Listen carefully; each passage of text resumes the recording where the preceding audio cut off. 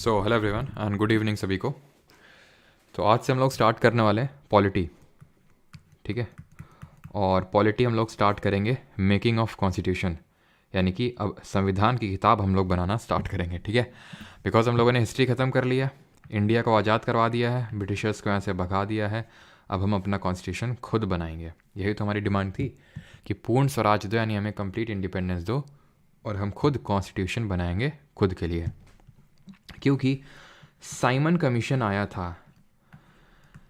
जरा बताइए जल्दी से कब आया था। तब इस समय सेक्रेटरी हुआ करता था बर्किनहेड, और बर्किनहेड ने चैलेंज दिया था इंडिया को कि इंडिया तो खुद का कॉन्स्टिट्यूशन बना ही नहीं सकते हैं। तब नेहरू रिपोर्ट सामने आई थी, अगर आपको याद हो। नेहरू रिपोर्ट जवाहरलाल नेहरू के जो पिताश्री थे यानी मोतीलाल नेहरू, उनके चेयरमैनशिप में एक कमेटी बनी थी और उसने एक रिपोर्ट तैयार की थी in response to Simon Commission. और इसके रेस्पॉन्स पे जिन्ना ने कुछ दिया था, जरा बताइए वो क्या दिया था। तो साइमन कमीशन 1928 में आया था और जिन्ना ने अपने 14 पॉइंट्स दिए थे। तो एक्चुअली हमारी डिमांड बहुत पहले से ही कॉन्स्टिट्यूंट मतलब कॉन्स्टिट्यूशन में आने की स्टार्ट हो चुकी थी। अगर हम बात करें कि कब से स्टार्ट हो चुकी थी, तो 1934 1934 से ही सबसे पहली बार डिमांड रखी गई थी, डिमांड फॉर कॉन्स्टिट्यूएंट असेंबली, यानी संविधान सभा के लिए, ठीक है। डिमांड फॉर कॉन्स्टिट्यूएंट असेंबली यानी संविधान सभा के लिए सबसे पहली जो बार डिमांड है वो 1934 में रखी गई थी। और ये किसने रखी थी? एम.एन. रॉय, मनींद्र नाथ रॉय। कमेंट में आप बताएंगे कि एम.एन. रॉय ने कौन सी पार्टी फॉर्म करी थी। अब मैं आपके एक बार कमेंट्स चेक कर लेता हूँ।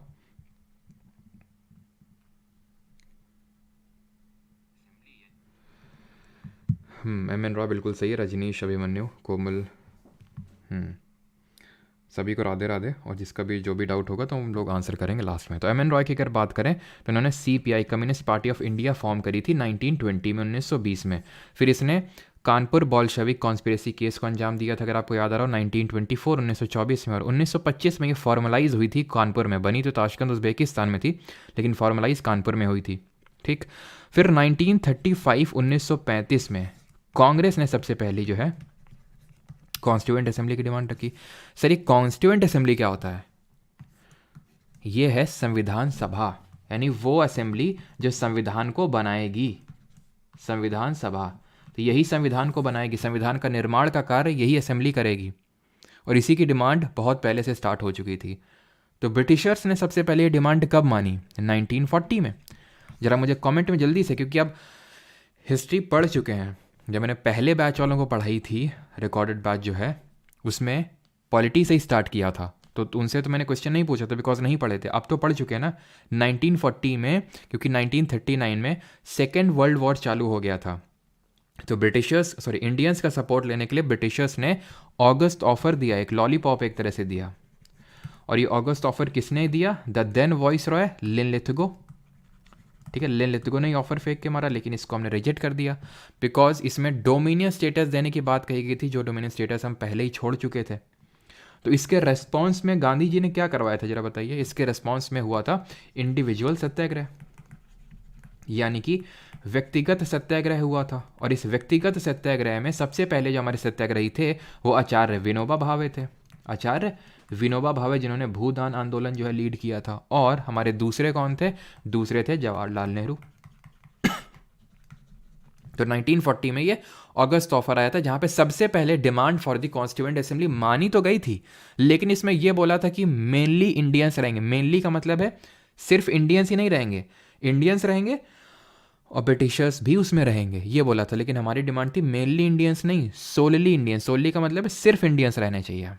देन इन 1942 अगेन इन लोगों ने एक ऑफर भेजा 1942 में, और वो ऑफर क्या था? क्रिप्स मिशन, ठीक है। वो ऑफर क्या था? Cripps mission. लेकिन ये जो क्रिप्स मिशन है, जिसको कि स्टैफोर्ड क्रिप्स लीड कर रहा था, जो 1942 में इंडिया में आया, ये भी फेल हो गया, ठीक है। ये भी फेल हो गया। क्यों? क्योंकि इसमें भी बात कही गई थी डोमिनियन स्टेटस की। डोमिनियन स्टेटस का मतलब मैं आपको पहले ही बता चुका हूं कि मतलब सरकार तो आपकी रहेगी, जैसे ब्रिटिशर्स ने बोला सरकार आपकी रहेगी लेकिन हमारा रूल रहेगा, सॉवरेनिटी आपकी नहीं रहेगी पूरी तरह से, हमारे अंडर ही आप काम करेंगे। तो ये है डोमिनेंट स्टेटस। ये तो हम पहले ही छोड़ चुके थे 1929 में। मैं फिर से आपको याद दिलाना चाहूँगा, कांग्रेस का एक सेशन हुआ था लाहौर में जिसको जवाहरलाल नेहरू ने प्रिसाइड किया था। तो वहाँ पे अब हमारी डिमांड पूर्ण स्वराज हो चुकी है कि हमें कंप्लीट इंडिपेंडेंस चाहिए, डोमिनेंस स्टेटस का ये लॉलीपॉप नहीं चाहिए हमें। तो फेल हो गया, और इसके रिस्पॉन्स पे हमने क्या किया, इसके रिस्पॉन्स में गांधी जी ने लॉन्च किया क्विट इंडिया मूवमेंट। और आपको याद आना चाहिए यहाँ से गोवाली का टैंक, और आपको ये भी याद आना चाहिए कि लीडर्स की पहले दिन अरेस्ट हो गई, और फिर इसको लीड किया किसने, अरुणा आसफ अली ने। और अंडरग्राउंड रेडियो किसने चलाई, ये आपको बताइए जल्दी से। यहाँ पे अंडरग्राउंड एक तो एक्टिविटीज स्टार्ट हुई और पैरेलल गवर्नमेंट यहाँ पे सेटअप हुई, अगर आपको याद आ रहा हो तो। जैसे बलिया में चिट्टू पांडे ने सेटअप करी थी। और अगर हम बात करें क्विट इंडिया मूवमेंट की, तो यहाँ पे अंडरग्राउंड रेडियो उषा मेहता ने सेटअप किया था। और गांधी जी ने इसी मूवमेंट से पहले डू और डाई यानी करो या मरो का नारा दिया था। खैर, अब ये भी जब फेल हो गया तो इनको लास्ट में आते आते तक, क्योंकि इनको जापान से रिट्रीट मिल रहा था, क्योंकि जापान पास बढ़ते जा रहा था, जापान और पास आते जा रहा था, बिकॉज अंडमान निकोबार तो कैप्चर कर ही लिया था। तो 1945 में 1935 में ब्रिटिशर्स एक प्लान बनाते हैं called as cabinet mission plan. ठीक है, कैबिनेट मिशन प्लान। और ये जब बनाते हैं तो ये जो कैबिनेट मिशन प्लान है इंडिया में अराइव करता है 1946 में। 45 में बनता है ब्रिटेन में, बट इंडिया में अराइव करता है 1946 में। What it is, cabinet mission plan. और ये जो कैबिनेट मिशन प्लान है इसमें टोटल 3 सदस्य थे, 3 लोग थे। वो 3 लोग कौन थे, एक तो एवी अलेक्जेंडर, दूसरे जो हमारे अभी ये क्रिप्स आया था अभी, स्टेफोर्ड क्रिप्स मिशन लेके, वो भी इसमें थे। ठीक है, तो इसमें स्टेफोर्ड क्रिप्स भी था, स्टेफोर्ड क्रिप्स। और इस बीच हम लोगों ने ये भी देखा था, जैसे 1945 में एक वेवेल प्लान आया था। वेवेल को उस समय का वॉइस रॉय बनाया गया था कि भाई आप जाओ, एक तो 1943 में बंगाल का फेमाइन फैला हुआ था, उसको कंट्रोल करो जाके, और ये कांग्रेस और मुस्लिम लीग आपस में लड़ रहे हैं। ठीक है, इनको थोड़ा सा मनाओ और कुछ देखो, क्योंकि जब भी आता था तो कांग्रेस की कुछ और डिमांड होती थी कि भाई हमें डोमिनेंस स्टेटस नहीं चाहिए, हमें कंप्लीट। और मुस्लिम लीग का तो आप जानते हैं जिन्ना एक राग अलापने में लगा था कि पाकिस्तान चाहिए, सेपरेट नेशन चाहिए। ठीक है, तो उसके लिए वेवेल को भेजा गया, तो वेवेल प्लान इन 1945। खैर, कैबिनेट मिशन प्लान 3 सदस्य थे, 3 मेंबर्स थे, एवी अलेक्जेंडर, स्टेफोर्ड क्रिप्स और पैथिक लॉरेंस। ठीक है, जो कि लॉरेंस फिश्नोई के फोर फादर नहीं है। ठीक है, तो पैथिक लॉरेंस ही इसमें चेयरमैन भी था इस कमीशन का या फिर इस प्लान का, ये चेयरमैन था। और इसने जो है जो प्लान रखा वो कांग्रेस और मुस्लिम लीग दोनों ने एक्सेप्ट कर लिया। अब ये कैसे पॉसिबल है कि भाई दोनों ने ही एक्सेप्ट कर लिया, ये ऐसे पॉसिबल है क्योंकि कांग्रेस तो चलो ठीक है रेडी हो जाती थी, लेकिन ये जो मुस्लिम लीग वाला है यानी कि जो जिन्ना है वो जल्दी फल्दी रेडी नहीं होता था, क्योंकि उसको चाहिए होता था पाकिस्तान। तो अगर हम कैबिनेट मिशन प्लान की बात करें तो इसमें ग्रुपिंग्स की बात कही गई थी। ग्रुपिंग्स इन द सेंस कि भाई यहाँ पे ग्रुपिंग्स में वोटिंग करवाई जाएगी।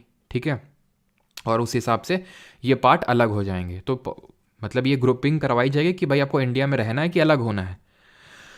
तो जिन्ना को लगा भाई यहाँ पे तो मुस्लिम मेजॉरिटी है, ठीक है, और आराम से हम इसको अलग कर लेंगे। लेकिन और जब इसको ये बात रियलाइज़ हुई, जब नेहरू का एक स्टेटमेंट आया कि ये जो ग्रुपिंग है ये मैंडेटरी नहीं है, ज़रूरी नहीं कि ग्रुप बने ही बने, तो फिर जिन्ना जो है तड़पने लगा। इसको लगा अब तो भाई अब तो जो है डायरेक्ट एक्शन कुछ लेना ही होगा, तभी हमें पाकिस्तान मिलेगा। तो हमें पता है कि इसने 16 अगस्त 1946 को डायरेक्ट एक्शन डे ऑब्जर्व करने की अनाउंसमेंट करी। ठीक है, जहाँ पे कितनी सारी किलिंग्स हुई हमें पता है, डायरेक्ट एक्शन डे, जिसको कि हम कैलकाटा किलिंग्स के नाम से भी जानते हैं। हमने देखा था जैसे नोआख अली जो कि कैलकाटा में पड़ता है, जो जहाँ पे बहुत ज़्यादा डेथ्स हुई है कि नहीं, जो उस समय के बंगाल में था। और गांधी जी जब 1947 में हमारा देश आज़ाद हुआ था 15 अगस्त को, वो नोआख अली में ही थे। Is that clear? यहाँ तक आई होप सभी को चीज़ें क्लियर होंगी। तो ये जब चीज़ अनाउंस हो जाती है कि भाई अब जो है चीज़ें नहीं बन पाएंगी और जो जिन्ना है वो डायरेक्ट एक्शन डे ऑब्जर्व करने का अनाउंसमेंट कर देता है, तब हमें पता है कि 1947 में 1947 में क्या होता है, 1947 में एक इंडियन इंडिपेंडेंस एक्ट पास होता है जुलाई 1947 में ब्रिटेन के पार्लियामेंट में, ब्रिटेन की संसद में। और उसको हम बोलते हैं माउंट बैटन प्लान, जो कि डिवीजन प्लान है, जहाँ पे ये डिसाइड किया जाता है कि इंडिया को पार्टीशन किया जाएगा इंडिया और पाकिस्तान में। और पाकिस्तान कैसा, वेस्ट पाकिस्तान यहाँ पे और ये ईस्ट पाकिस्तान जो प्रेजेंट डे बांग्लादेश है। अब उसमें हम डीप में नहीं जा रहे हैं, बिकॉज वो जब हम एक तरह से एक एक्ट की अलग से क्लास होगी जहाँ पे हम regulating act 1773, Pitt's India act 1909, 1919 वो सब अलग से देखेंगे। ठीक है, तो यहाँ तक चीज़ क्लियर। अब ये जो कैबिनेट मिशन प्लान था इसमें कुछ इस तरह से चीज़ें थी कि भाई टोटल 389 सीट पे चुनाव होंगे। ये किस चीज़ की सीट है? कॉन्स्टिट्यूएंट असेंबली में लोगों को चुने जाने के लिए, जो लोग बैठेंगे और देश का संविधान बनाएंगे। अब ये चीज़ देखिए, अभी तक इंडिया पार्टीशन नहीं हुआ है। 1946 में कैबिनेट मिशन प्लान आया है, 389 सीट इसने बोला रखी जाएंगी कॉन्स्टिट्यूएंट असेंबली में। इनका बंटवारा कुछ इस तरह से होगा कि 296 और 93, यानी 296 एंड 93। इस 296 जो सीट्स हैं ये निकलेंगे ब्रिटिश इंडिया से, यानी कि ब्रिटिश भारत से, ब्रिटिश इंडिया।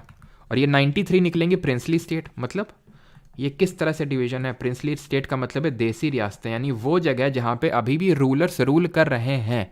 ब्रिटिशर्स भले पूरे इंडिया में रूल कर रहे हैं, लेकिन यहाँ पे भी अभी जो लोकल रूलर्स हैं, जैसे यहाँ पे हमने देखा नहीं था 1799 में टीपू सुल्तान की डेथ हुई थी, फिर यहाँ पे इन्होंने फिर से वोडेयार राजा को बिठा दिया था और सब्सिडियर अलायंस साइन करवा लिया था। तो डायरेक्टली तो रूल नहीं कर रहे ना, लेकिन कंट्रोल उन्हीं का है, लेकिन वहाँ पे राजा बैठा हुआ है एक तरह से, ठीक है। तो प्रिंसली स्टेट, और यहाँ पे क्या डायरेक्टली कंट्रोल है। इनको भी फर्दर दो कैटेगरी में डिवाइड कर देते हैं, 292 एंड 4।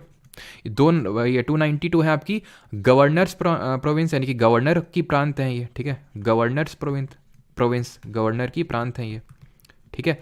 और अगर हम 4 बात करें, चीफ कमिश्नर की प्रांत है, यानी that is chief commissioners province, chief commissioners province. Is that clear? यहां तक सीट का बंटवारा किस तरह से हुआ था। अब होते हैं चुनाव, लेकिन चुनाव करवाने से पहले हम ये जान लेते हैं कि जो सीटों का बंटवारा हुआ था ये किस हिसाब से हुआ था। देखिए, यहां से जो ब्रिटिश भारत से जो लोग चुन के आने थे वो इलेक्शन होगा। यहाँ पे क्या होगा? इलेक्टेड होंगे यहाँ पे, मतलब इलेक्शन होगा। और इलेक्शन ऐसा नहीं कि डायरेक्टली लोग इसमें पार्टिसिपेट करेंगे, नहीं, ये इनडायरेक्ट इलेक्शन था, यानी कि अप्रत्यक्ष चुनाव था। अप्रत्यक्ष का मतलब है कि लोग डायरेक्टली वोट नहीं करेंगे। वहाँ पे जो असेंबलीज हुआ करती थी, जैसे हम लोग नहीं पढ़ते थे कि प्रोविंशियल ऑटोनॉमी, यानी प्रोविंसेस को, प्रोविंशियल सब्जेक्ट को फर्दर 2 कैटेगरी में डिवाइड कर दिया, उसको दायरकी की द्वय शासन बोलते हैं। तो हर मतलब ये है कि हर प्रांत में एक काउंसिल बनी हुई है। ऐसे आज आप देखो तो हर राज्य में ना, यूपी में, एमपी में एक लेजिस्लेटिव असेंबली है, विधानसभा है, और 6 राज्य ऐसे हैं जहाँ विधान परिषद है, वो हम पॉलिटी में ही पढ़ेंगे। तो ऐसे ही उस समय हुआ करते थे, तो वो लोग चुन के भेजते थे। आप इसको आज के राज्यसभा से कंपेयर कर सकते हो। राज्यसभा के लिए क्या हम लोग वोट डालते हैं? नहीं, लोकसभा के लिए डालते हैं, जो अभी इस साल होंगे लोकसभा के चुनाव। राज्यसभा में क्या, जो हम लोग विधानसभा में जो लोग चुन के भेजते हैं वही लोग चुन के भेजते हैं राज्यसभा में। हम डायरेक्टली तो जाते नहीं राज्यसभा की वोटिंग करने। वैसे ही यहाँ पे भी था, जो लोग प्रांत में बैठे हुए थे प्रोविंशियल असेंबलीज में, वो लोग चुन के भेज रहे थे, यानी इनडायरेक्ट इलेक्शन होगा। और 93 जो है ये नॉमिनेटेड होंगे, यानी कि जो राजा होगा वो हर एक राजा अपने यहाँ से चुन के भेजेगा, तो वो नॉमिनेट होगा। नॉमिनेट का मतलब यहाँ कोई चुनाव नहीं होगा। यहाँ पे जैसे मैंने आपको बोल दिया चले जाओ भाई, जाओ तुम कॉन्स्टिट्यूएंट असेंबली में जाके बैठ जाओ, तो क्या उसका चुनाव हुआ ना? ठीक है। तो इलेक्टेड और नॉमिनेटेड में डिफरेंस साफ समझ में आना चाहिए, क्योंकि ये आगे बार बार रिपीट होगा। जब राज्यसभा पढ़ेंगे अगेन ये चीज़ रिपीट होगी, ठीक है, जब इलेक्शंस पढ़ेंगे हम लोग, ठीक है। तो ये आपको पता होना चाहिए। तो इस तरह से था। अब जिस तरह से हम आगे पढ़ेंगे ना, जब हम आगे पॉलिटी पढ़ेंगे, लोकसभा राज्यसभा के चुनाव, तो हम देखेंगे कि जैसे कोई राज्य होता है यूपी, तो उसको इस तरह से डिवाइड किया जाता है, उसमें वो निकलती कॉन्स्टिट्यूएंसी निकलती है ना, कॉन्स्टिट्यूएंसी निकलती है कि नहीं, जैसे कि कानपुर नगर, कानपुर देहात, या फिर दिल्ली में चांदनी चौक कॉन्स्टिट्यूएंसी, इस तरह से। तो इस तरह से कॉन्स्टिट्यूएंसी निकाली जाती है उसको, कि वो सेम पॉपुलेशन को रिप्रेजेंट कर रहे हो। जैसे यहाँ से मान लो ये एक बंदा यहाँ से चुनाव लड़ रहा है, यहाँ से भी एक बंदा होगा, यहाँ से एक होगा, यहाँ से एक होगा, यहाँ से भी एक होगा, यहाँ से भी एक होगा, लेकिन इस हिसाब से डिवीजन किया जाता है इस पूरे पार्ट का कि वो सेम पॉपुलेशन को रिप्रेजेंट कर रहा हूँ। अगर ये बंदा 10 लाख को रिप्रेजेंट कर रहा है तो ये भी 10 लाख को, ये भी 10 लाख को, ये भी 10 लाख को, इस तरह से डिवीजन किया जाता है। और यहाँ पे भी वैसे ही था, पॉपुलेशन के प्रोपोर्शन में रिप्रेजेंटेशन था। और किस हिसाब से? इस हिसाब से था कि भाई 1 मिलियन लोगों में से, यानी 10 लाख में से, 1 मिलियन का मतलब 10 लाख होता है, एक सीट निकलेगी, ठीक है।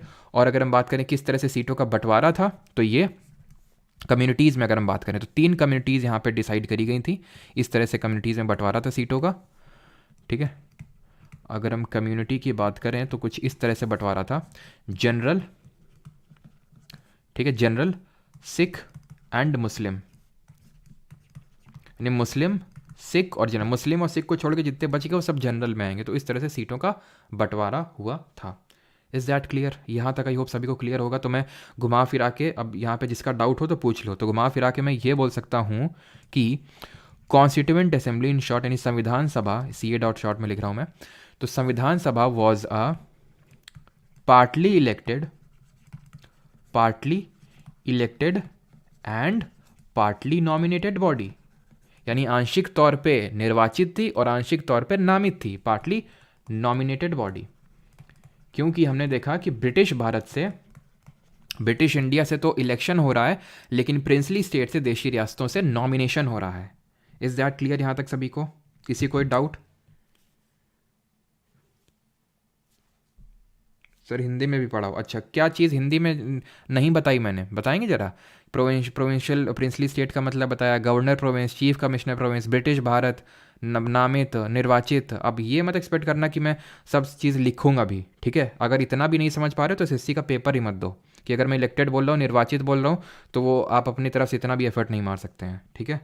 और 1 मिलियन का मतलब इसको भी मैं हिंदी में बोलूँ, और वो दिमाग में कुछ लोगों के कीड़ा बैठा हुआ है, हिंदी हिंदी हिंदी हिंदी, वो हिंदी हिंदी करते रह जाएंगे। और मुझे पता है कि जो एक्चुअल हिंदी मीडियम के स्टूडेंट होंगे, जो एक्चुअल में रिजल्ट देने वाले हैं, वो शांति से पढ़ रहे हैं, ठीक है? हाँ मैं मानता हूँ कि कई बार हो जाता है कि मैं कोई वर्ड नहीं बताता, तो वो आप बता दो कि सर इस वर्ड का मतलब क्या होता है हिंदी में, और मैं अब कोशिश करूँगा कि कल से जो भी लेक्चर होगा उसके हिंदी के नोट्स पहले ही, जो प्राइवेट टेलीग्राम ग्रुप है, जो लोग बैच में एनरोल्ड हैं, पहले ही डलवा दूंगा। तो वो जो हिंदी हिंदी का आपकी कीड़ा वो भी खत्म हो जाएगा, कि आप सीधे पीडीएफ को देख के आप सीधे पढ़ सकते हो यहाँ पे, ठीक है?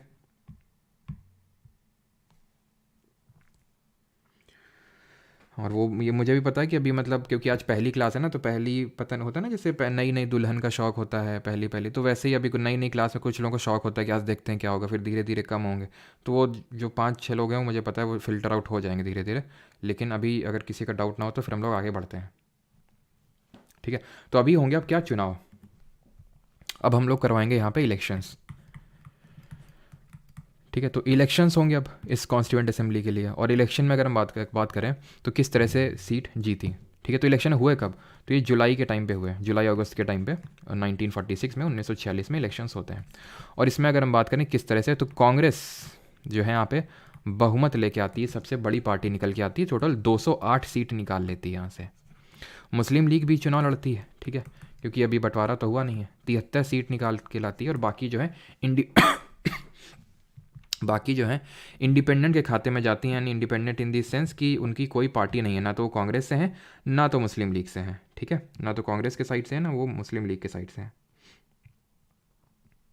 बाकी अगर किसी कोई डाउट होगा तो मैं आंसर कर दूंगा, ठीक है? अभी अगर इससे रिलेटेड कोई डाउट हो तो पूछ लो, ठीक है?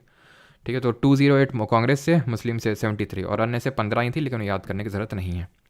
अब जब ये मुस्लिम लीग को बात समझ में आई तो ऑब्वियस सी बात है वो बॉयकॉट करेगा, क्योंकि उसको पता है कि कॉन्स्टिट्यूशन उसके हिसाब से सच तो कुछ बनेगा नहीं। तो मुस्लिम लीग ने यहाँ पे कर दिया बॉयकॉट। और जब मुस्लिम लीग यहाँ से चली गई, यानी कि गंदगी एक तरह से चली गई यहाँ से, तो आफ्टर पार्टीशन अगर हम बात करें तो टोटल कितनी सीट बची?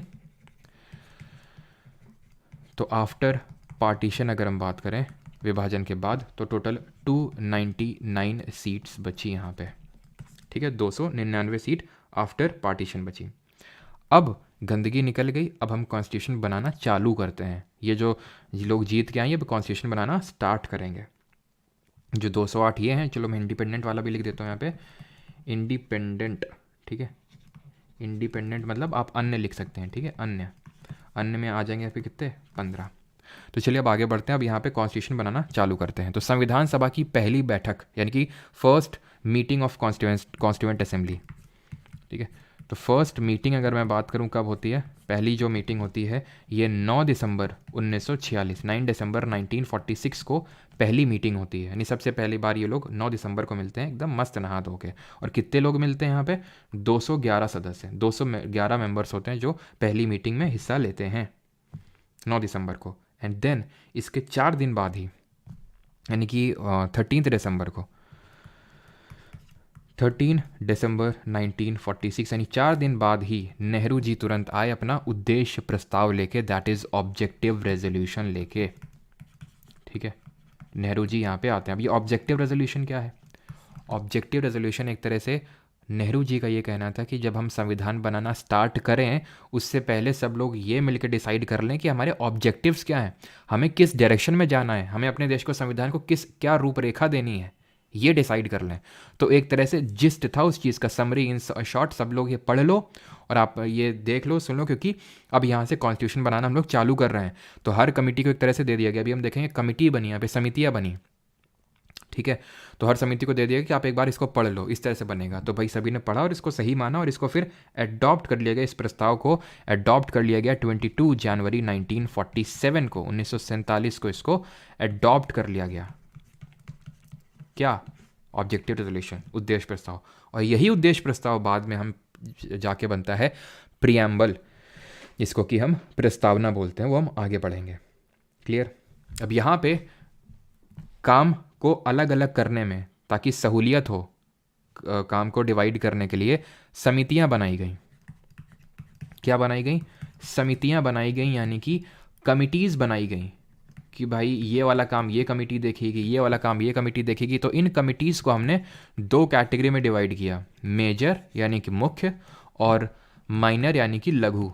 तो मुख्य समिति और लघु समिति, और ये समिति हम लास्ट में देखेंगे, बिकॉज अभी थोड़ा सा फ्लो को मेंटेन करके रखते हैं, बिकॉज इसमें थोड़ा सा फ्लो बिगड़ जाएगा, बिकॉज काफ़ी सारी कमिटीज़ हैं, फिर आप बोलोगे सर ये कैसे याद रखें ये वो। तो अभी के लिए इतना ही, ठीक है। समितियाँ बनी काम को डिवाइड करने के लिए, तो मेजर और माइनर। उसमें से जो सबसे इंपॉर्टेंट कमेटी थी वो उसके बारे में हम पढ़ते हैं, और उसमें से जो सबसे इंपॉर्टेंट कमेटी थी, मेजर टोटल 8 थी, माइनर 13, कहीं कहीं पे माइनर आपको 14 दिख जाएंगी, ठीक है। तो वो ऑप्शन में डिपेंड करता है कि क्या है। अगर 21 है ऑप्शन में तो 21 मारेंगे, 22 है तो 22, दोनों तो नहीं होगा, और अगर दोनों हो जाए तो फिर 21।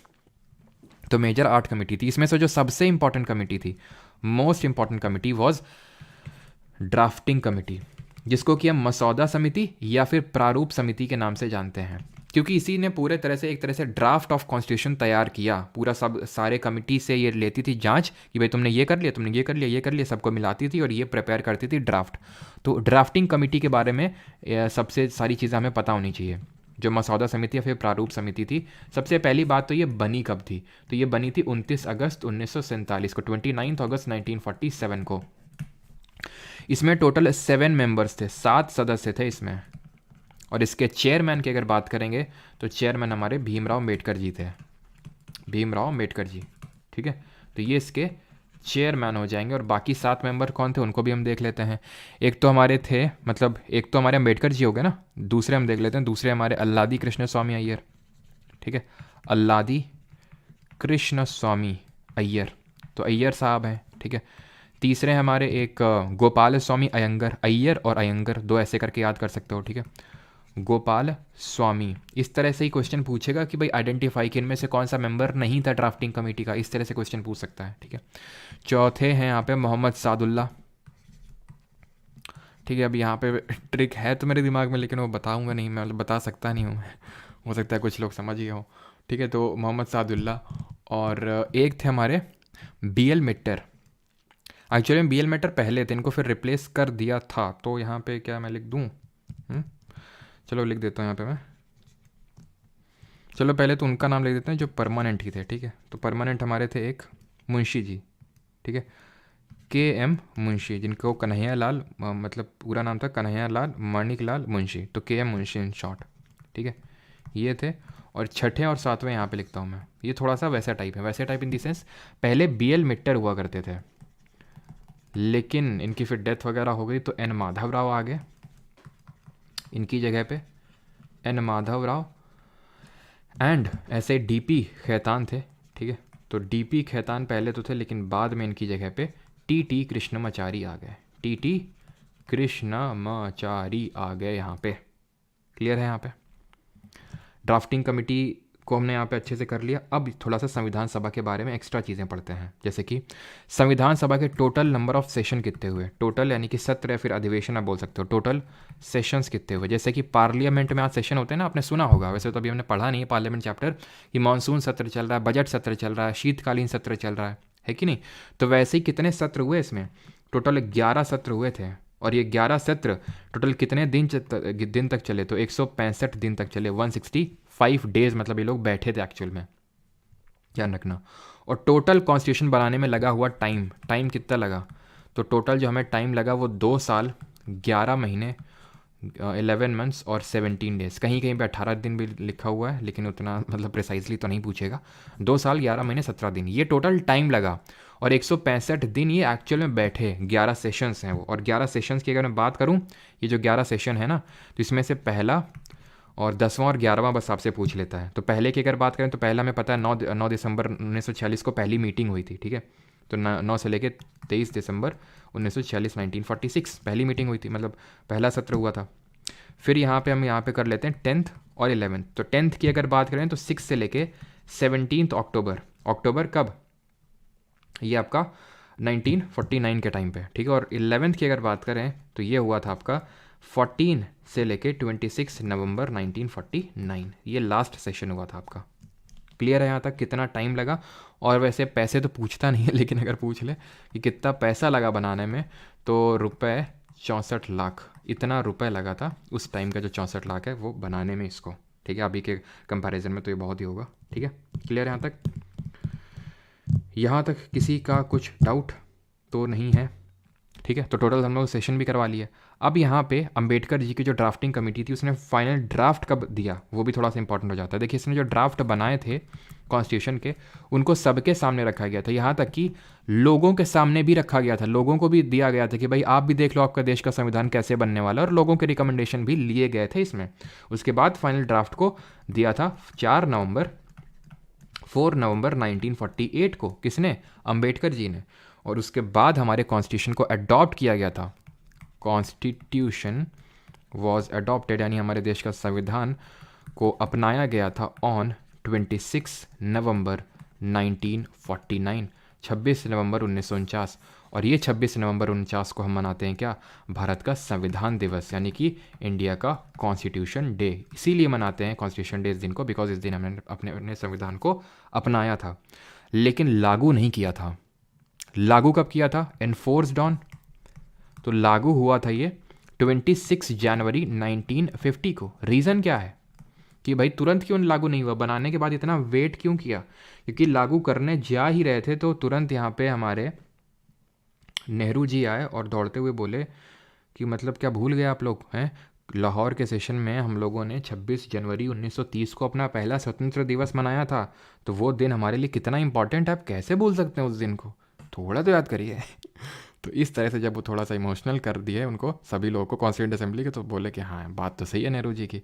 तो इसलिए फिर थोड़ा टाइम हम रुक गए और अपने कॉन्स्टिट्यूशन को इस दिन इन्फोर्स किया। तो वही छोटा सा रीज़न है, लेकिन ऐसा नहीं है कि अब देखिए सिंपल सी बात है कि जो कुछ ऐसे इंपॉर्टेंट चीज़ें थीं जिनको तुरंत इमीडिएटली ही लागू कर दिया गया, तो वो चीज़ें जो इमीडिएटली लागू कर दी गई यानी कि एनफोर्स्ड ऑन 26 नवंबर 1949, यानी कि कुछ चीज़ें ऐसी थी जिनके बिना हमारा देश नहीं चल सकता था, तो उनको तुरंत ही लागू कर दिया गया। बिकॉज उस समय पार्टीशन का बड़ा चल रहा था, लोग इधर उधर, पाकिस्तान से उधर, पाकिस्तान से इधर, ये सारी चीज़ें चल रही थी। तो इसलिए जो सिटीजनशिप यानी नागरिकता के जो प्रोविजंस हैं, इससे संबंधित जो आर्टिकल हैं जैसे अनुच्छेद नंबर 5, 6, 7, 8, 9, ये सब को तुरंत ही लागू कर दिया गया था। क्लियर? जो चुनाव संबंधी यानी कि जो इलेक्शन से रिलेटेड चुनाव से संबंधित प्रोविजंस थे उनको तुरंत लागू कर दिया गया, जैसे 324, 325, 26 से तुरंत ही लागू कर दिए गए। और अगर हम बात करें जो प्रोविजनल पार्लियामेंट, जिसको हम अंतरिम संसद बोल सकते हैं, प्रोविजनल पार्लियामेंट या फिर अंतरिम संसद, उससे भी संबंधित जो प्रोविजंस हैं उनको लागू कर दिया गया। क्लियर यहाँ तक? किन किन चीज़ों को लागू किया गया और किन को नहीं। अब जो हमारी कॉन्स्टिट्यूएंट असेंबली बैठी थी ना, जो भी हम संविधान सभा को डिस्कस कर रहे हैं, कॉन्स्टिट्यूशन तो उसने बना लिया, अपना भी लिया हमने, लागू भी कर दिया हमने।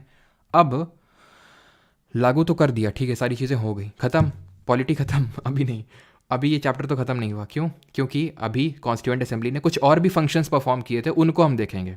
But before that, constituent assembly की अगर हम बात करें, जो संविधान सभा है, जो संविधान, चलो अभी ऐसे बताता हूँ, ठीक है। कॉन्स्टिट्यूएंट असेंबली जो है उसने और क्या क्या फंक्शंस परफॉर्म किए, तो कॉन्स्टिट्यूएंट असेंबली ने मुख्यतः यानी मेनली 2 फंक्शंस परफॉर्म किए। एक तो कॉन्स्टिट्यूशन बनाने का, मतलब कि constituent assembly met as a constitution making body, constitution making body यानी कि संविधान बनाने के लिए बैठती थी ये, और लेजिस्लेटिव बॉडी के तौर पे भी। लेजिस्लेटिव बॉडी मतलब, लेजिस्लेटिव बॉडी तो वो होती है जो लॉ बनाती है, बिल्कुल ये लॉ बनाती थी। क्यों बनाती थी? क्योंकि आप खुद ही सोचिए, 9 दिसंबर 1946 को पहली मीटिंग हो रही है और कॉन्स्टिट्यूशन कब जाके तैयार हो रहा है? 26 नवंबर 1949 को, 26 नवंबर 1949 को ये हो रहा है। तो कितना लंबा टाइम लग गया। अब इस लंबे टाइम में सब लोग ऐसे आइडल बने तो बैठे नहीं होंगे, भाई रुक जाओ, कोई किसी की हत्या नहीं करेगा, कोई कुछ लड़ाई झगड़ा नहीं करेगा, या फिर कोई कुछ डॉक्यूमेंट्स वगैरह नहीं मांगे, कुछ नहीं होगा, सब ऐसे बैठे रहेंगे, संविधान बनने का इंतजार करेंगे। भाई देश तो चल ही रहा था ना, सारी चीज़ें तो हो ही रही थी ना। तो उसके लिए हमारे प्रेजेंट टाइम के नए लॉ चाहिए थे, तो वो नए लॉ बनाने के लिए लोग अलग से बैठते थे, संविधान बनाने के लिए अलग से और लॉ बनाने के लिए अलग से। जब संविधान बनाने के लिए बैठते थे तो इसके हेड होते थे राजेंद्र प्रसाद, ठीक है, राजेंद्र प्रसाद इसके हेड हुआ करते थे, इसकी अध्यक्षता करते थे। और जब लेजिस्लेटिव बॉडी के तौर पे बनती थी, मिलती थी, तो जी.वी. मावलंकर, गणेश वासुदेव मावलंकर इसके हेड हुआ करते थे, जो हमारे लोकसभा के पहले अध्यक्ष भी बने, लोकसभा के पहले स्पीकर भी बने। Is that clear? और ये चीज़ ध्यान रखना कि जो हमारा संविधान ये बन के तैयार हुआ, इसमें कितने अनुच्छेद वगैरह थे, तो टोटल 395 आर्टिकल्स यानी कि 395 अनुच्छेद थे, 8 अनुसूची यानी 8 शेड्यूल थे, ठीक है, 8 शेड्यूल्स, 22 भाग थे, 22 पार्ट्स थे। और ये हमारा एक इसमें प्रियम्बल भी था, प्रस्तावना भी था। तो अगला लेक्चर हम लोग प्रियम्बल ही सब चीज़ देखेंगे, शेड्यूल्स भी अगले लेक्चर में ही देखेंगे, पार्ट्स भी ये लास्ट में देखेंगे जब सब कुछ हम कर चुके होंगे। तो सबसे लास्ट वाला जो क्लास होगा उसमें पार्ट्स देखेंगे, और आर्टिकल्स तो जितने इंपॉर्टेंट वाले हैं वो मैं आपको कराऊंगा, सारे हमें याद करने की ज़रूरत नहीं है ऐसे एग्जाम पर्सपेक्टिव से।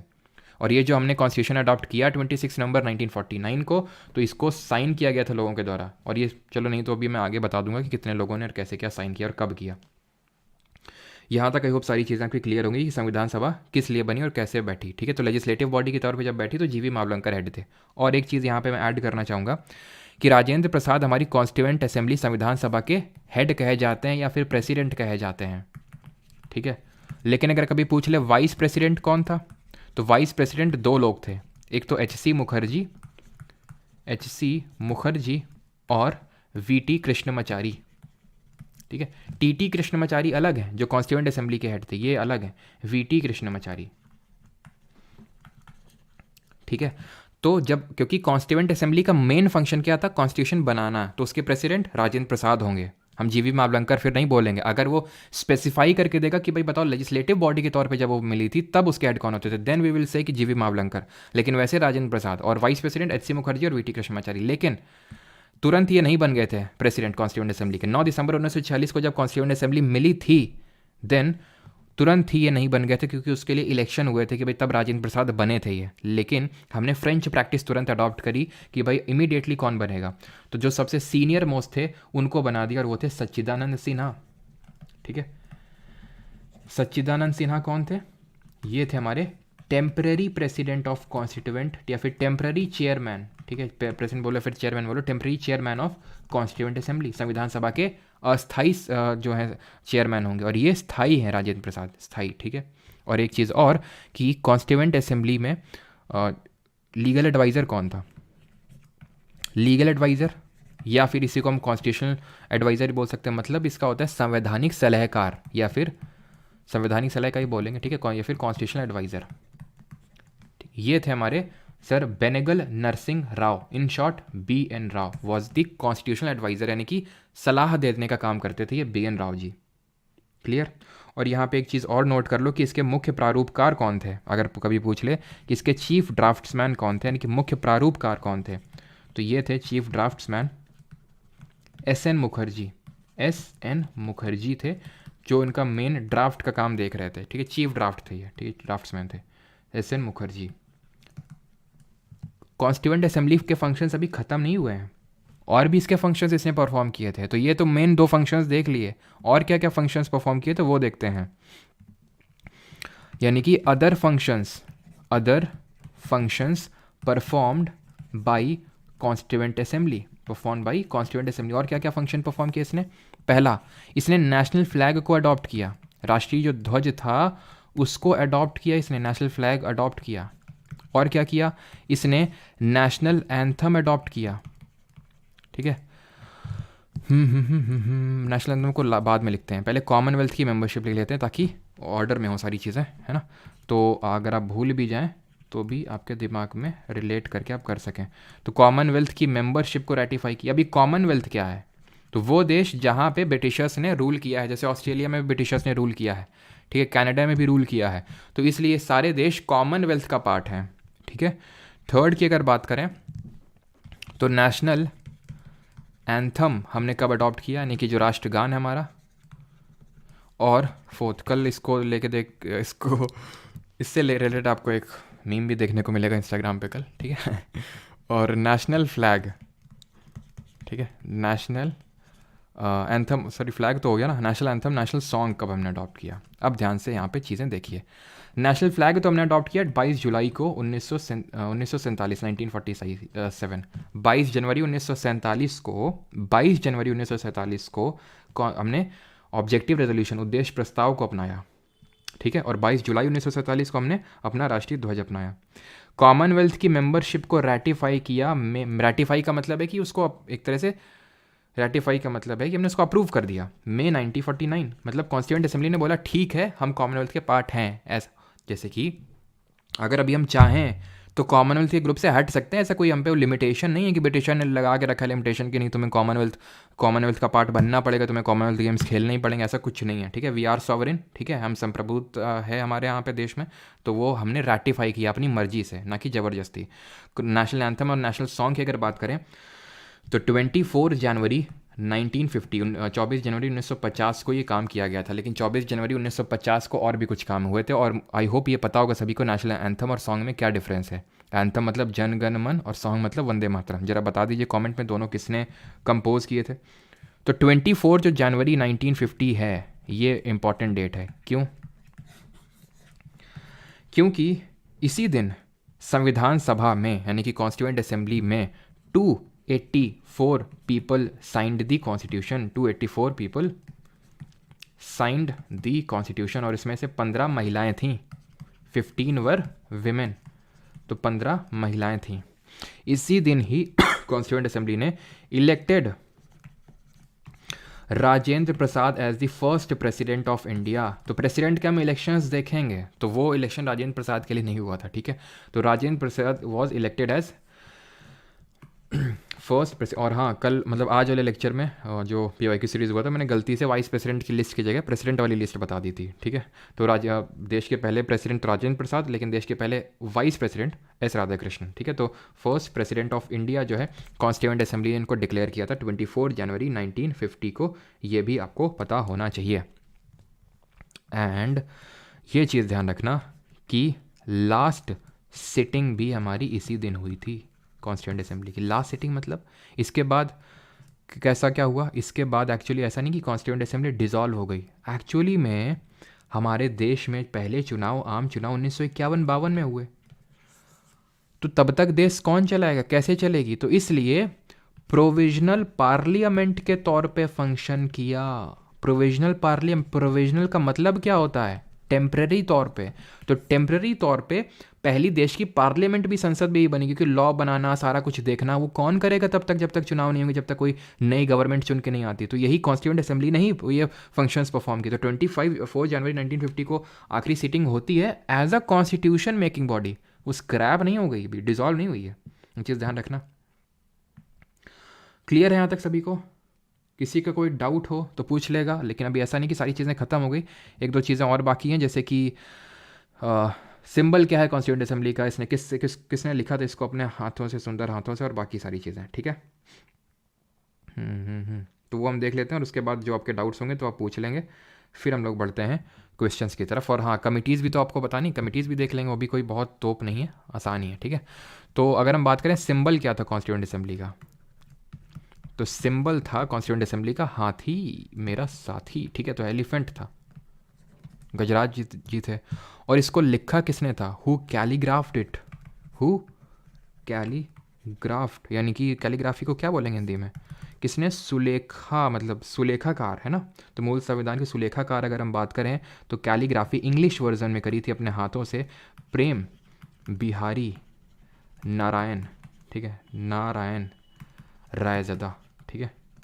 इन्होंने अपनी इंग्लिश, मतलब अपने हाथों से ही इसको इंग्लिश में लिखा था, ठीक है, इंग्लिश में। अगर हम बात करें हिंदी में किसने लिखा था, ये तो इंग्लिश में हो गया।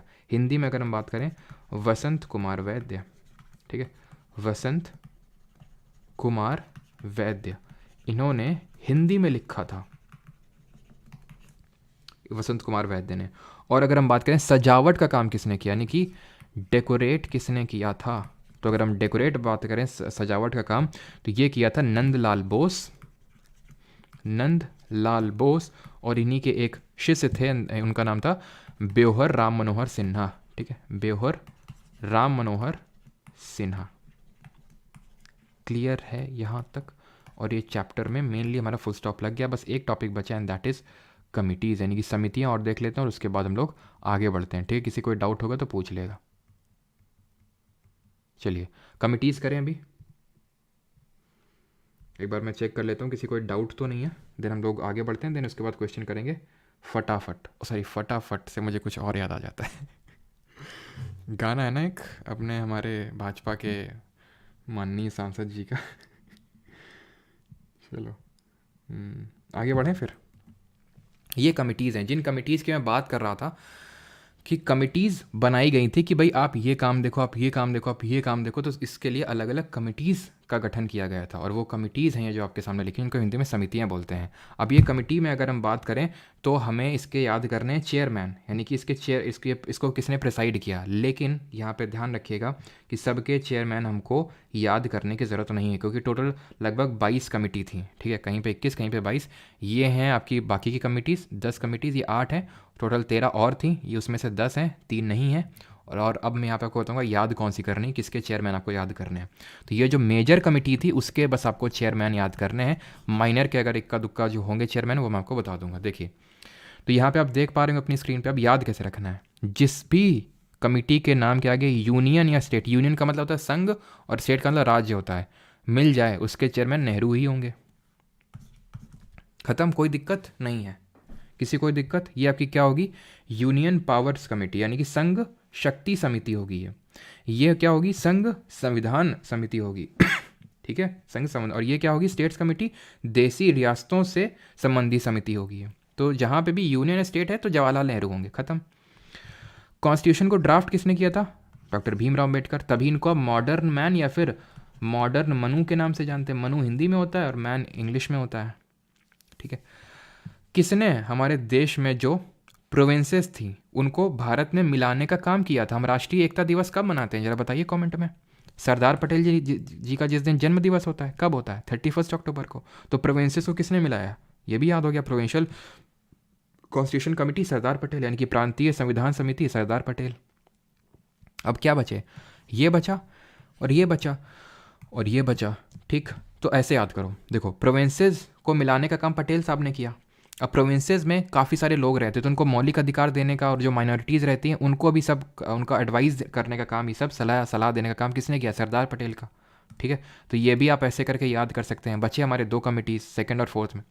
अब इसको अपने हिसाब से बना लोगे कि मेरे पास भी ऐसा कुछ अभी तो याद नहीं आ रहा दिमाग में। रूल्स ऑफ प्रोसीजर और स्टीयरिंग कमेटी, तो अगर बात करें, एक तो नियम प्रक्रिया हो जाएगी। ठीक है, इसको हिंदी में बोलेंगे नियम प्रक्रिया समिति, और ये हो जाएगी संचालन समिति। ठीक है, तो नियमों का संचालन ऐसे कर लो कि नियमों का संचालन कौन करता था, यानी कि रूल्स को स्टीयर कौन करता था, राजेंद्र प्रसाद जी करते थे। तो ये सारे आपको इस तरह से 8 याद हो जाएंगे, एकदम रट्टा मारने की भी ज़रूरत नहीं, क्योंकि अगर आपको थोड़ा सा भी इस तरह से रिलेट कर लिया, वहाँ पे एक क्वेश्चन आएगा, आप आराम से कर पाओगे, बिकॉज आंसर आपकी आंखों के सामने ही है 4 ऑप्शंस में। बात अगर करें माइनर कमिटीज़ की, तो माइनर में सबसे पहले ये तो याद करने में कोई दिक्कत नहीं हुई, committee on the functions of constituent assembly. जब कॉन्स्टिट्यूएंट असेंबली दूसरा फंक्शन करती थी, लेजिस्लेटिव बॉडी के तौर पे बैठती, तो जीवी मावलंकर होते थे, सिंपल। ठीक है, अब ये मैम आपको एक और याद करवाते हैं, रुकिए। आपने एक मूवी देखी थी वो, जिसमें वो थी, क्या नाम है उसका, साउथ का एक एक्टर, उसकी बेटी है, हाँ, श्रुति हसन। तो उसमें एक नई मूवी थी, कौन सी, रमैया वस्तावैया करके, एक बड़ी बहुत पहले मूवी आई थी, रमैया वस्तावैया। तो उस मूवी में क्या सब घर बारी तो दिखाया जाता है कि घर है, उसका भाई है वो छेदी सिंह ठीक है, और वो सब घर बारी चलता रहता है ना। तो पट्टा भी सीतारामैया जी ने हमारा क्या देखा, घर के बारे में देखा, सीतारामैया वस्तावैया है ना, हाउस कमेटी देखी। इस तरह से आप इसको याद कर सकते हैं। मुंशी जी, हम बोलते हैं मुंशी जी। मुंशी जी कौन होते हैं, जो लिखा पढ़ी का काम करते हैं। लिखा पढ़ी किस में चाहिए होती है, बिजनेस जब आप करते हो तो लिखा पढ़ी चाहिए होती है, तो मुंशी जी बिजनेस देख रहे हैं, सिंपल। तो बस मेरे कहने पे बस 3 मैंने आपको याद करवा दी हैं, ये 3 ही याद करो बस। ठीक है, बाकी अगर आपको खुद से 1-2 याद करनी तो कर सकते हो, लेकिन इन 3 से आई होप सफाइस कर जाएगा। बाकी ये तो सारी याद होनी चाहिए, और सारी आई होप मैंने याद करवा भी दी है, और ये 3 थोड़ा सा देख लीजिएगा। ठीक है, बस अगर आपको और एक्स्ट्रा याद करनी है तो ये वाली जिसमें ग्रीन सर्कल कर रहा हूँ, credentials committee, Alladi Krishna Swami Ayyar, finance and staff committee, Rajendra Prasad. तो ऐसे याद कर लो कि भाई क्या, देखो हमने क्या देखा था, रूल्स को स्टीयर किया किसने, उस रूल्स को स्टीयर किया फाइनेंस को लेके राजेंद्र प्रसाद जी ने। इस तरह से थोड़ा सा रिलेट कर सकते हो। बाकी तो अब आपका काम हो जाएगा। अब हम लोग करेंगे क्वेश्चंस। ठीक, क्वेश्चंस करने के लिए सभी लोग तैयार, रेडी, किया जाए। हम्म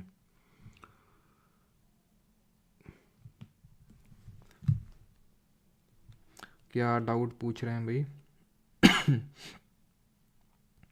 कि उप झंडा समिति, उप झंडा समिति जो है एडहॉक कमेटी ऑन फ्लैग, वो इन्होंने ही वो चेयरमैनशिप करी थी। एडहॉक कमेटी ऑन फ्लैग, उप झंडा समिति, ठीक है, उप झंडा समिति ये इन्होंने करी थी, ठीक है।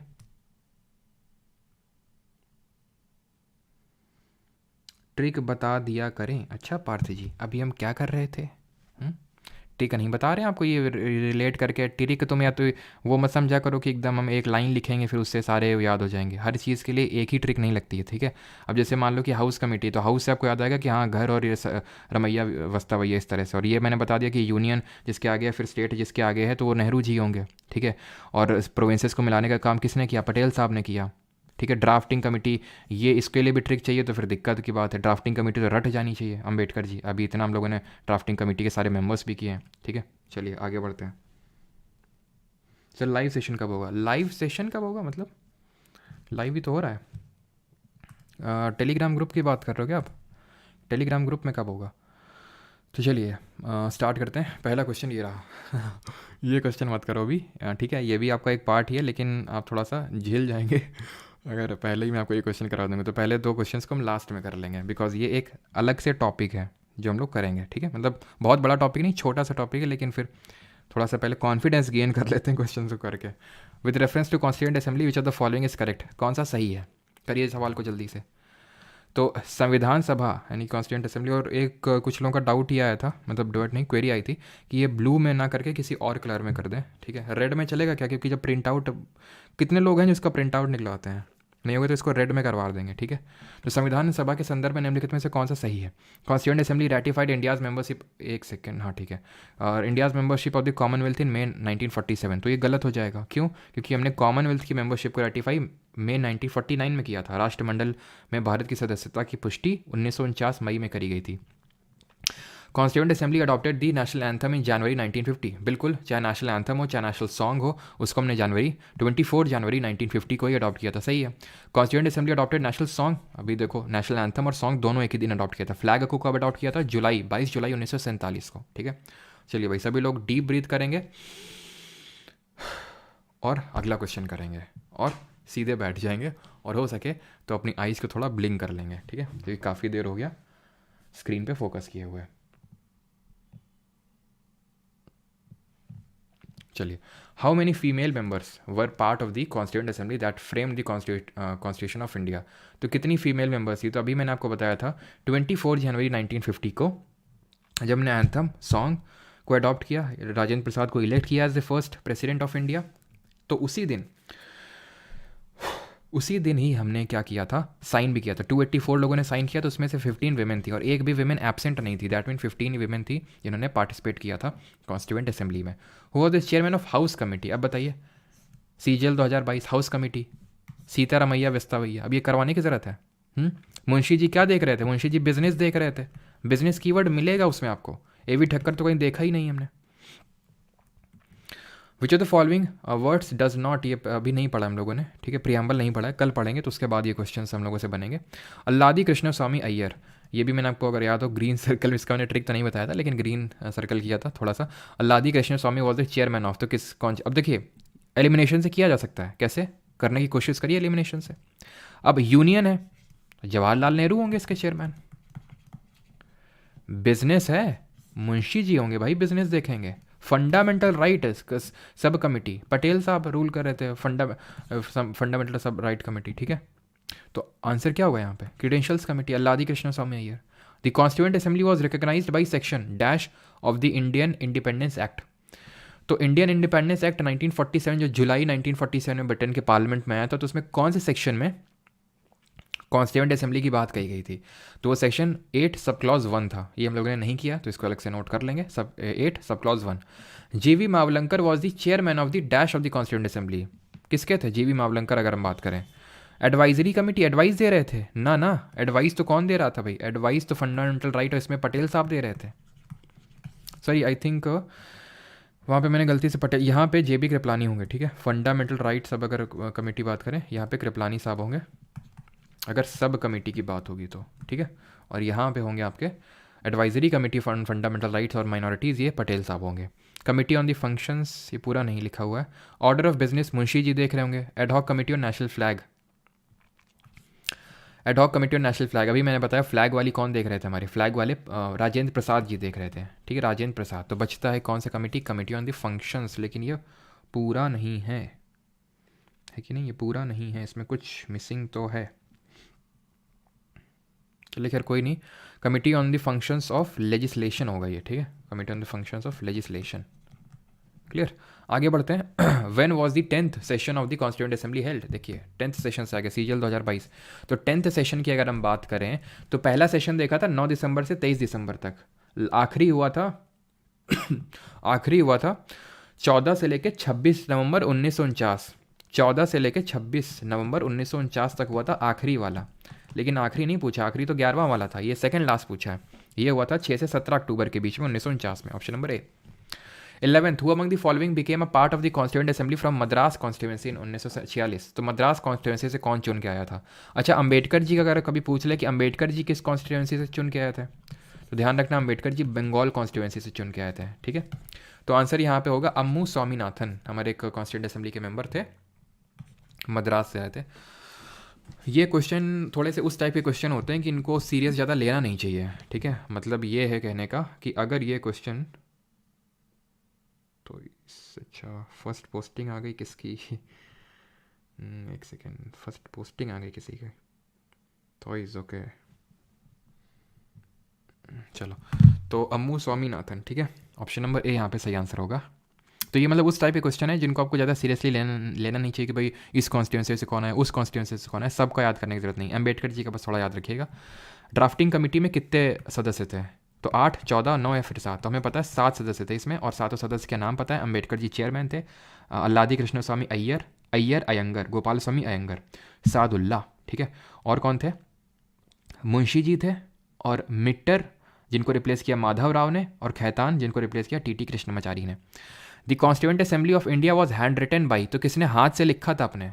इंग्लिश में अगर बात करें प्रेम बिहारी नारायण रायजादा और वसंत कुमार वैद्य ने लिखा था। हिंदी में डेकोरेट करने का काम किया था नंदलाल बोस और उनके शिष्य वसंत कुमार वैद्य बेहौर राम मनोहर सिन्हा ने। Who was appointed as assembly's constitutional adviser या फिर लीगल एडवाइजर, संवैधानिक सलाहकार कौन थे?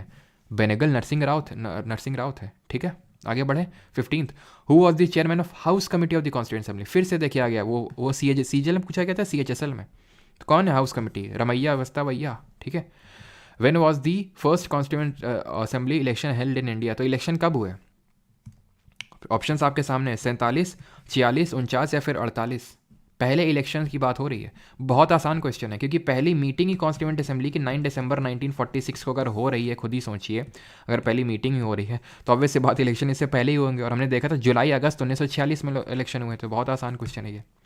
17th, in 1946 who among the following was made the interim president of the Indian Constituent Assembly, यानी interim president, यानी कि interim का मतलब ये है कि हमने देखा था टेम्पररी प्रेसिडेंट, टेम्पररी चेयरमैन कौन थे?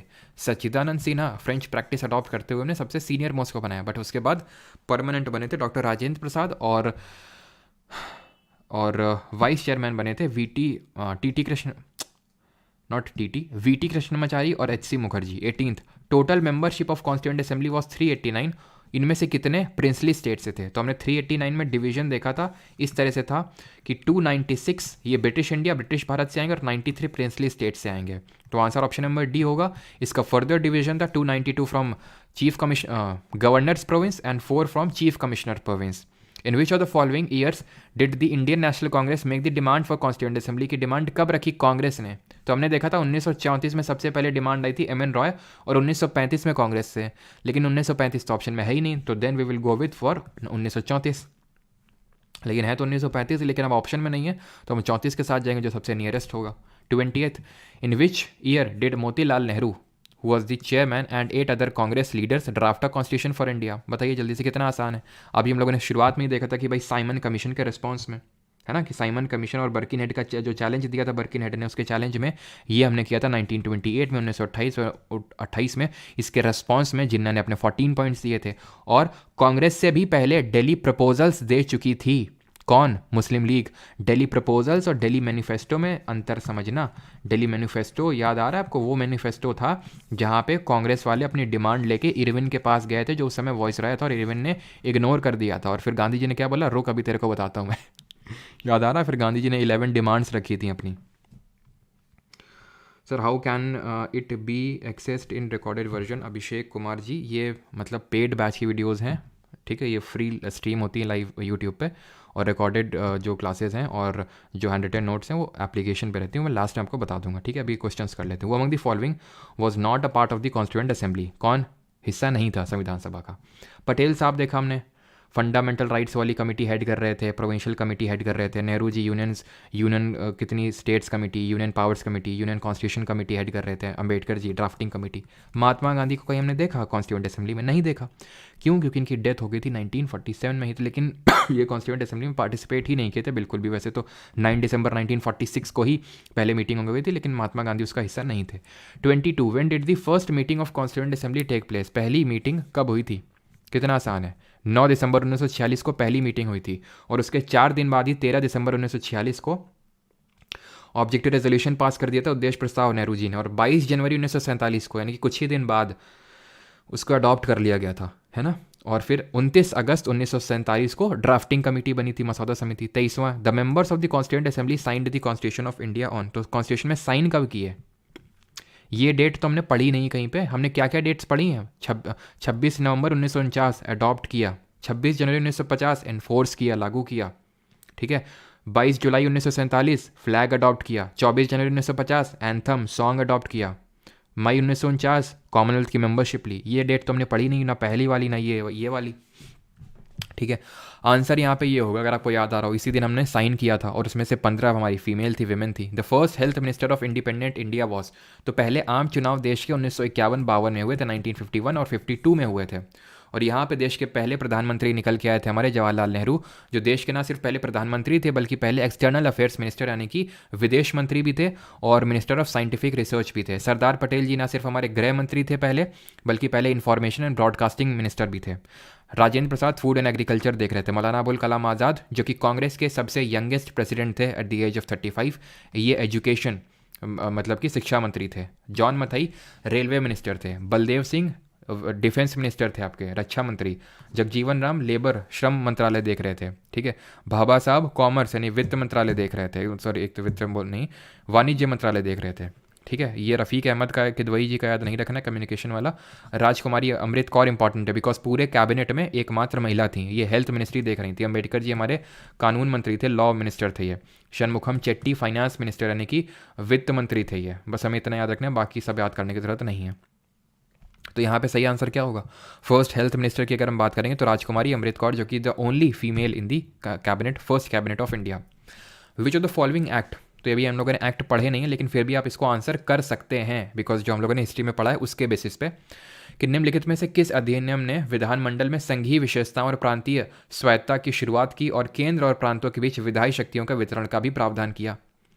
तो हमने देखा था प्रोविंशियल ऑटोनॉमी किस में आई थी? पहली बात तो डायरकी आई थी प्रोविंसेस में, यानी द्वैध शासन लागू हुआ था प्रांतों में 1919 का जो गवर्नमेंट ऑफ इंडिया एक्ट आया था, मॉन्टेगी चर्च फॉर रिफॉर्म्स, और इसका पलट कर, और बाई कैमरल लेजिस्लेचर आया था सेंटर में 1919 के थ्रू। प्रोविंसेस में डायरकी और सेंटर में बाई कैमरल लेजिस्लेचर, और 1935 में एकदम पलट दिया गया। यहाँ पे प्रोविंसेस से डायरकी खत्म करके उनको ऑटोनॉमी दे दी, स्वायत्ता दे दी, और प्रोविंसेस में बाई कैमरल लेजिस्लेचर कर दिया, सारे में नहीं, 6 आउट ऑफ 11 में।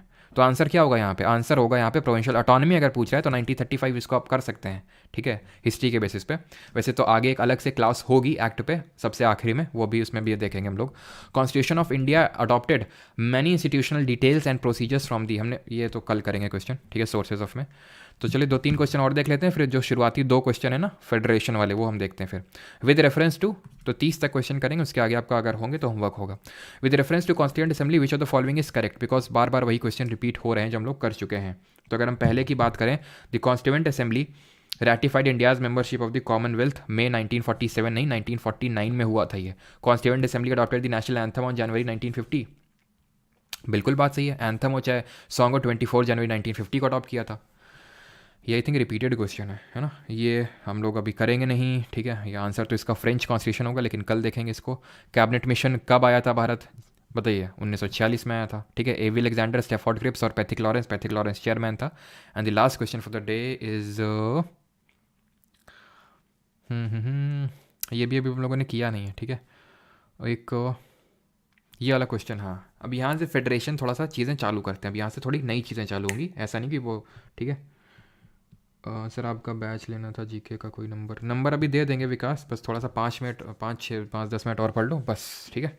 मैक्सिमम ये क्लास 10 मिनट तक और चलेगी मैक्सिमम, तो ये हम पहले देख लेते हैं, उसके बाद ठीक है नंबर सब आपको मिल जाएगा जहाँ पे आप चीज़ें कॉन्टैक्ट कर सकते हैं। देखिए, इंडियन फेडरल सिस्टम को बार्गेनिंग फेडरलिज्म किसने बोला था, ये बोला था मॉरिस जॉन्स ने। इंडियन फेडरलिज्म को कोऑपरेटिव फेडरलिज्म किसने बोला था, यानी सहकारी संघवाद किसने बोला था, कोऑपरेटिव। अब ध्यान से सुनते रहना यहाँ पे, ठीक है। कोऑपरेटिव फेडरलिज्म, ध्यान से बहुत एकदम फोकस अपना, जितना भी फोकस अब लगा दो, बस आखिरी है ये कोऑपरेटिव, नहीं तो फिर समझ नहीं आएगा। ग्रेनविल ऑस्टिन, ये वाला क्वेश्चन लोग जनरली छोड़ के आते हैं ये, ठीक है, लेकिन आप सही करके आओगे इसको।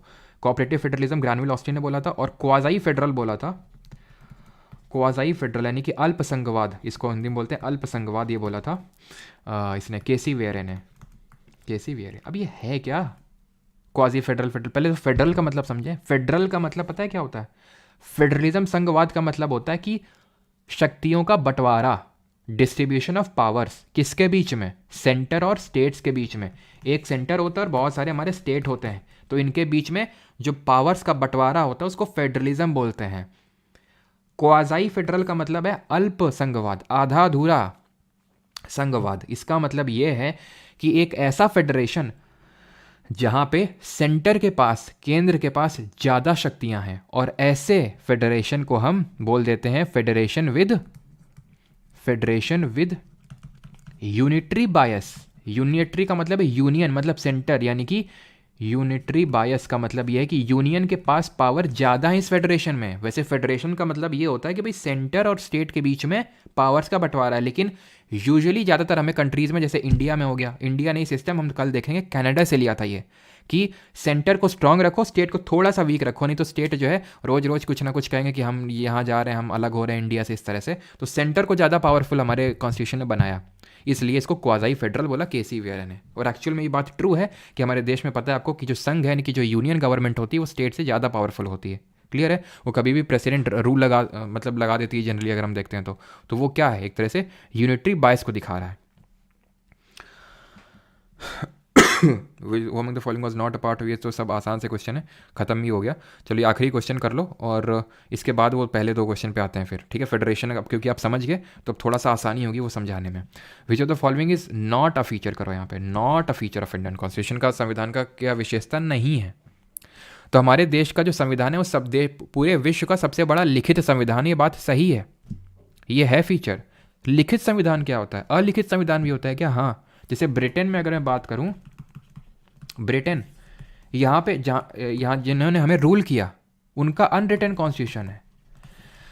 अब ये रिटन और अनरिटन में डिफरेंस ज़रा समझ लो क्या होता है यहाँ पे कायदे से, ठीक है। और थैंक यू को ज़्यादा सीरियसली मत लेना अभी, क्योंकि अभी दो क्वेश्चन बाकी हैं। रिटन और अनरिटन में डिफरेंस क्या होता है?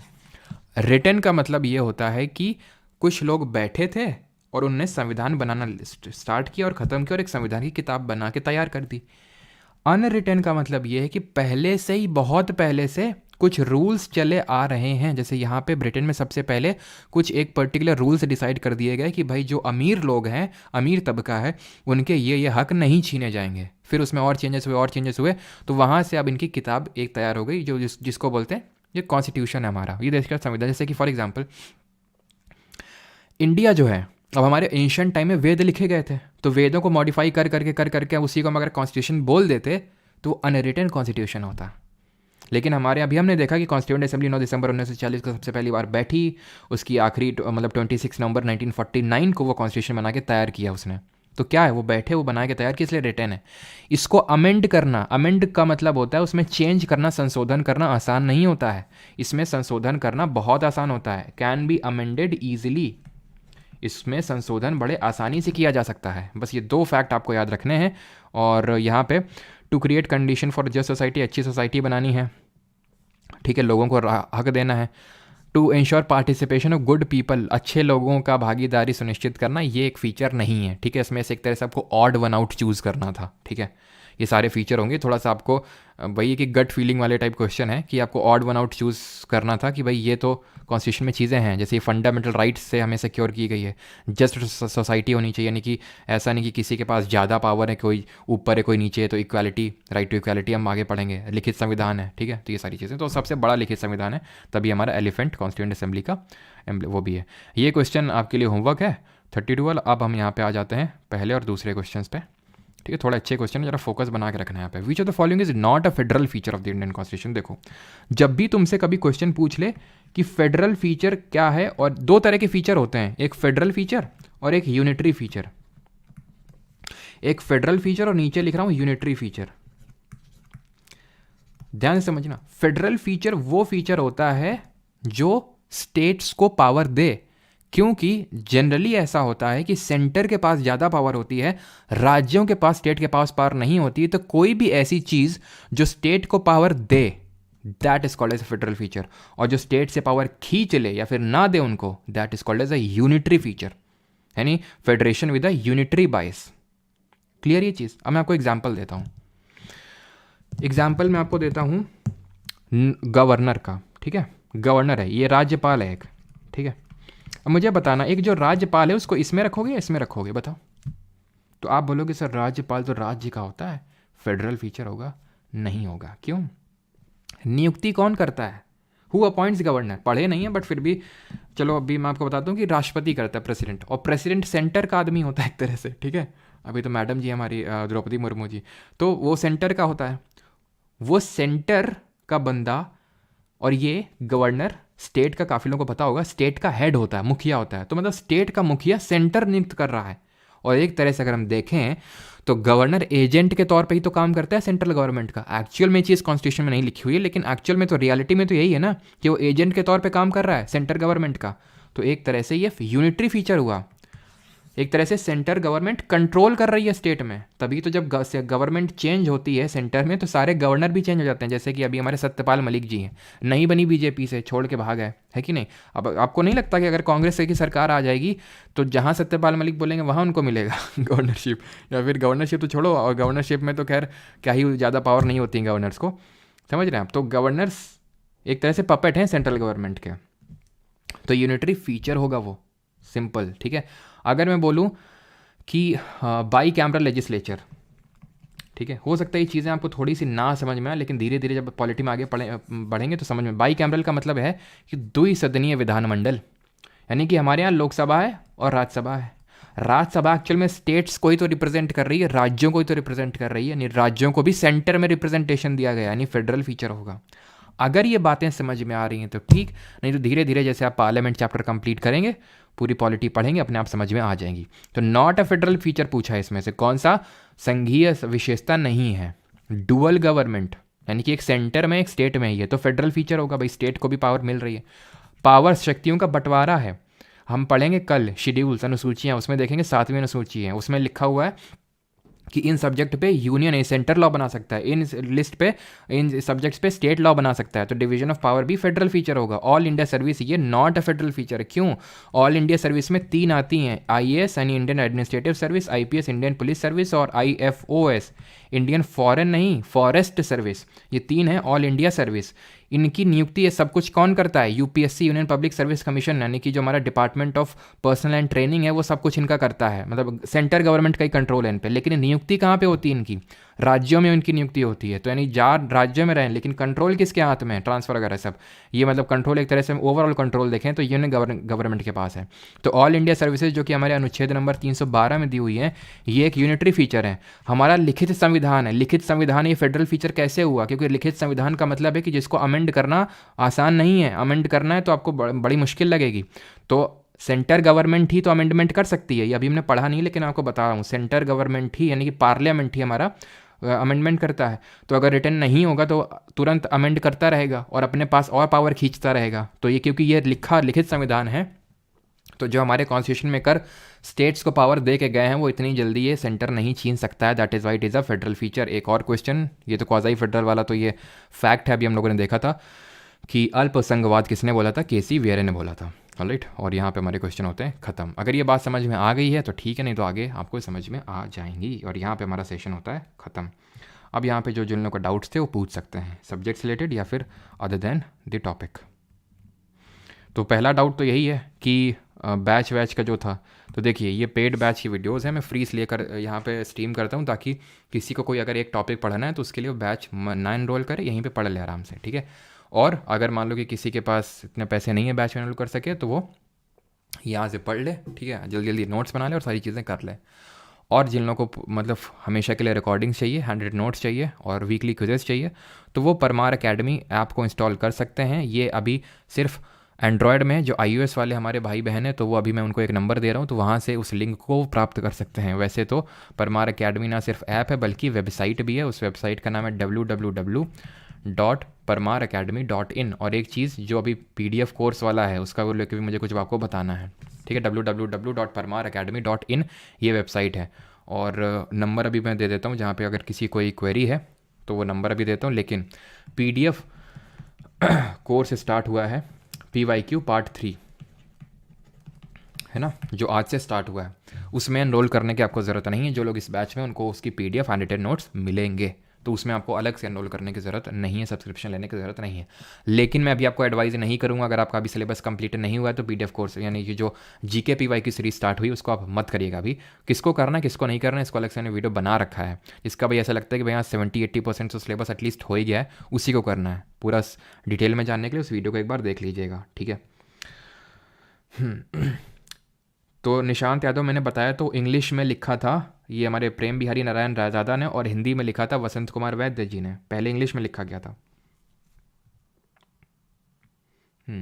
और यहाँ पे मैं नंबर दे देता हूँ, तो नंबर अगर किसी को कोई दिक्कत हो ना तो इस नंबर पे आप कांटेक्ट कर लेना। और प्लीज़ ये मेरा नंबर नहीं है, ठीक है, मैं जेन्युइनली बता रहा हूँ, मेरा नंबर नहीं है। तो इसमें सब्जेक्ट रिलेटेड डाउट मत पूछना। अगर कुछ ऐसा है कि किसी को आईफोन का लिंक चाहिए, मतलब आईफोन में अगर ऐप इंस्टॉल करनी है तो इस नंबर पे आप मैसेज कर देना कि हमें चाहिए, ठीक है, और डिटेल में लिख दे दीजिएगा आप कि हमें ऐसा चाहिए।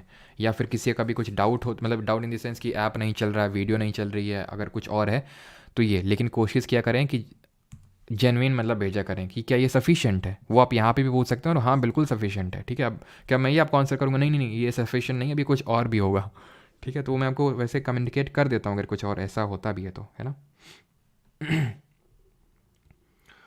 चलिए भाई, हाँ sir quick revision please. Okay, quick revision भी करवा देते हैं जल्दी से। वैसे रिवीजन ही था यार, ये जो क्वेश्चन कर रहे थे क्या कर रहे थे, रिवीजन ही तो कर रहे थे। लेकिन अब तुमने बोला है तो तुम्हारा दिल रखने के लिए रिवाइज करवा देते हैं, ठीक है। मैं गरीब हूँ, कहाँ से आईफोन कहाँ से आएगा भैया, हम भी गरीब हैं, हमारे पास भी आईफोन नहीं है। तो हमारी भी मदद कर दो फिर, ठीक है, हम भी गरीब हैं। जय श्री राम। 22 जनवरी को चलो, हाँ 22 जनवरी को, हाँ अब 22 जनवरी से रिवीजन स्टार्ट करते हैं। तो 22 जनवरी 1947 को क्या हुआ था, ये हुआ था हमारा ऑब्जेक्टिव रेजोल्यूशन जो नेहरू जी ने प्रेजेंट किया था 13 दिसंबर 1946 को, उसको अडॉप्ट किया था, ठीक है। जब हमारा कॉन्स्टिट्यूशन बना था तो उसमें कितने आर्टिकल थे, 395 अनुच्छेद थे, 8 अनुसूचियाँ, यानी शेड्यूल, 22 पार्ट्स एंड एक प्रियम्बल था, ठीक है। और रिवीजन नहीं करना सर, अच्छा नहीं करना क्या, इंडियन कैसा ही क्या, प्लीज़ डोनेट किस में, विकल्प जल्दी होगा, लाइव है ना। अच्छा ओके, डिने बोले मैं सबसे बड़ा भिखारी हूँ। यहाँ पे अपना गरीबी का प्रदर्शन नहीं करना है भाई, अब हमको लग रही बहुत जोर की भूख, ठीक है, क्योंकि जो है कुछ नहीं खाए आज, समझ। और हाँ एक चीज़ कि कल हो सकता है क्लास ना हो कल, क्योंकि उसका रीज़न ये है कि मेरे नाना जी की 13वीं है। अब मैं वैसे तो श्योर था कि कल क्लास ना होती, कल इसको लेके मैं श्योर था, लेकिन क्योंकि आपको पता है कि ट्रक ड्राइवर्स ने हर जगह जाम कर रखा है, और ख़ासकर जो मतलब मेरे मामा का घर है वो मध्य प्रदेश में, MP में है, तो MP में बहुत ज़्यादा अफेक्टेड है। एक्चुअली UP और MP के बॉर्डर में ही है, लेकिन बहुत अफेक्टेड है वो एरिया, और शायद मैं ना जा पाऊँ कल, शायद, ठीक है। तो इसलिए हो सकता है क्लास हो जाए, अगर मैं ना गया तो 100% होगी, और अगर चला गया मैं तो फिर नहीं होगी। उसको लेके मैं आपको पहले ही बता दूंगा। जाऊँगा तो फिर सुबह ही जाऊँगा। वैसे CDS वाली क्लास लेनी होती है मेरे को 8 बजे, ठीक है, तो 8 बजे मैं क्लास जल्दी से लेके तुरंत भागूंगा फिर। तो वो मैं आपको सुबह ही बता दूंगा अगर ऐसा होगा तो, लेकिन शायद जाने के चांसेस कम हैं क्योंकि पूरा सब ब्लॉक कर रखा है रोड को, इसलिए, है ना, क्योंकि मुरैना, हाँ मुरैना के पास में ही, मतलब पता नहीं मुरैना कितना दूर है वहाँ से। अनुराग सिंह तोमर ने सही बिल्कुल गेस किया है। हाँ।